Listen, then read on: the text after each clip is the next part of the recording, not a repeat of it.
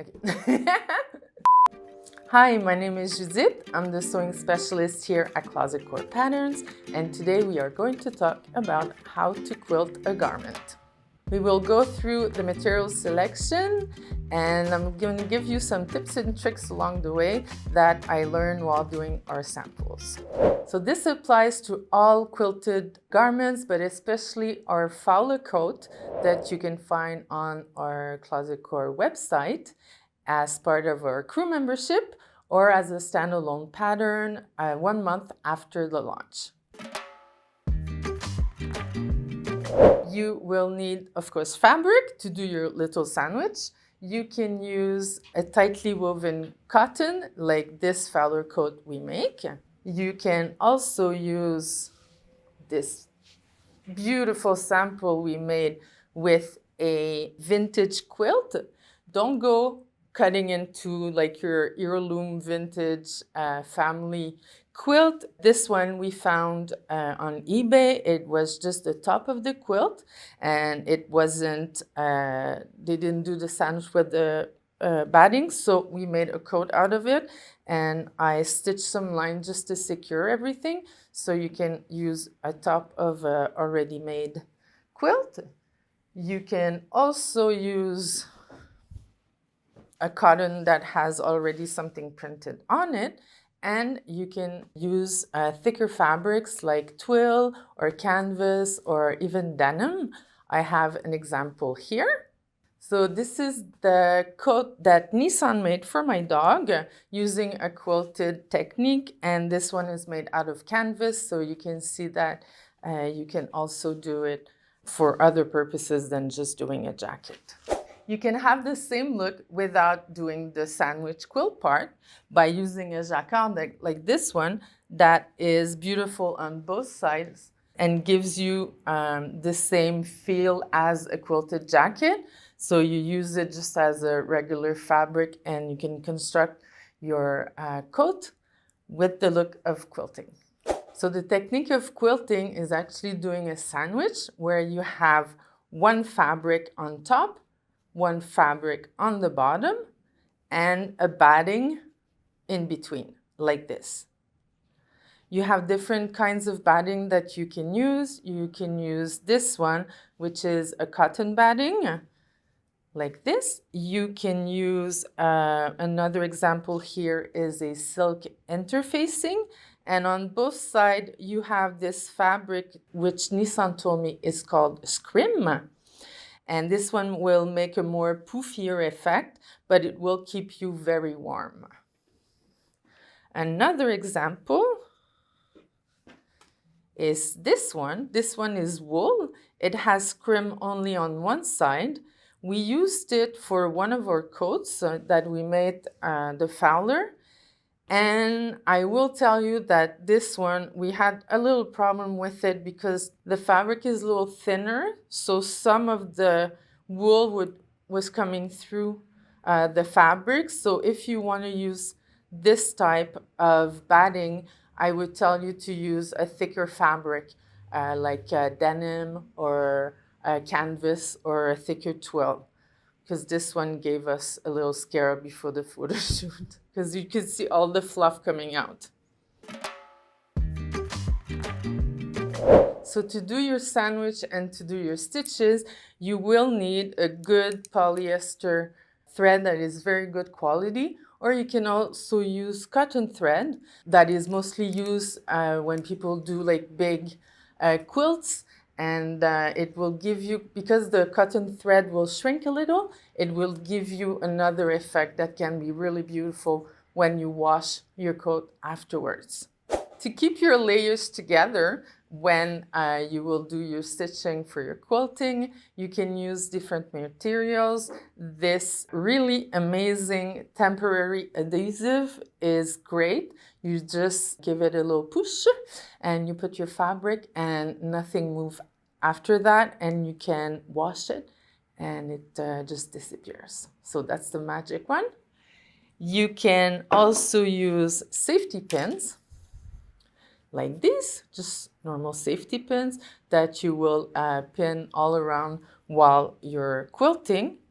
You can use little wonder clips, which you can only put on the perimeter of your pieces. So I would say use them for smaller pieces. So little wonder clips like this. And the last thing you can use is just by thread basting your pieces together. And as you sew, you just remove your threads.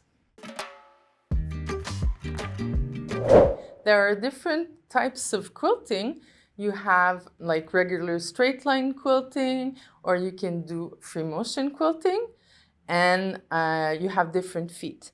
So this is a coat that Muncie made, which is made with free motion quilting. So you would need, for our Pfaff machine, we use this foot. So it's a little foot, I don't know if you can see the little circle there, that you would put on your machine like this, and you have the ability to just move your fabric around and really like draw with your thread. So here Muncie used the flowers that were printed on her fabric, and she just drew around them in free motion to do her sandwich and her quilt together. And when you look on the other side, well, she had like a regular fabric like this, so you don't really see the thread. You still have the sandwich together, but all the magic is on the inside or the outside, because she made it reversible, which is very nice. So here's an example of doing diamonds. So here what I did is that I just put my two pieces together with my batting in the middle, and I just did straight lines like this using a walking foot. Some machines have walking foot integrated now, so a walking foot gives you the possibility of having the teeth on top also to grab your fabric and pull it at the same time that the teeth under does the pulling. So you have a more regular stitch with all those sandwiches together. So this one I did, having the diamond shape, so you can see on the inside. And this is the example of, I was telling you that the wool would come out. So that's another example. You can do squares, you can do different kind of patterns. You can try to do it with a regular foot. It's just a little harder. You would have to really press on all your layers and move your fabric the best you can. First, you want to prepare your fabric. You want to wash your fabric. You can also soak your batting to pre-shrink it. And you want to prepare all your material. After you've washed your fabric, you've prepared your batting, you want to plan. So you want to decide what kind of quilting you would do, the lines, you want to test everything. So to do the lines, you can use chalk like this. You can use painter's tape, and you just want to do the little math on your fabric with one of those rulers is amazing. It's a huge quilting ruler, so you can do all your lines to prepare your quilting. So you want to use a needle that is 12 or 14 to really pierce your 3 layers. You want to reduce the pressure of your foot to help your fabric glide properly. And you want to test the tension of your stitches to make sure that your stitches look perfect on both sides. And my number 1 tip is you want to quilt first and then cut. So don't start by cutting your fabric pieces, your pattern pieces, because while you quilt, your pieces will shrink a little. So you really want to cut them bigger than your pattern piece. Then you do your sandwich with your quilting, and after you cut your pattern. When you quilt, you really want to start from the center going outwards. That way you're really pushing the fabric away while you sew, and you won't get any pleats or wrinkles that are not desired. When you're sewing larger pieces, you should do little burritos with your fabric to help you manage that huge piece. So just roll on one side, roll on the other, start quilting in the middle, going outwards, and just manage your big pieces like that. When all your beautiful quilting is done and you've cut your pattern pieces, the only thing that is left to do is to construct your jacket or your garment. And you can finish your seams by using your serger, by using a zigzag, or by using bias like this one. So I can show you an example here. This jacket, or Fowler jacket, I finished the inside by adding a bias so that it looks all clean on the inside and the outside. For her jacket, Muncie made a flat fell seam, so it looks beautiful on the inside as well as the outside. And for our vintage quilt, I used a serger to finish the seams inside.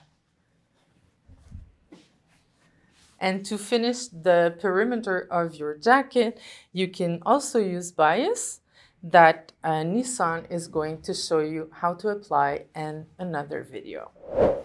So I hope that my tips and tricks will help you in your future quilt project. Don't hesitate to ask questions. We post videos every Friday. Like and subscribe, and happy sewing!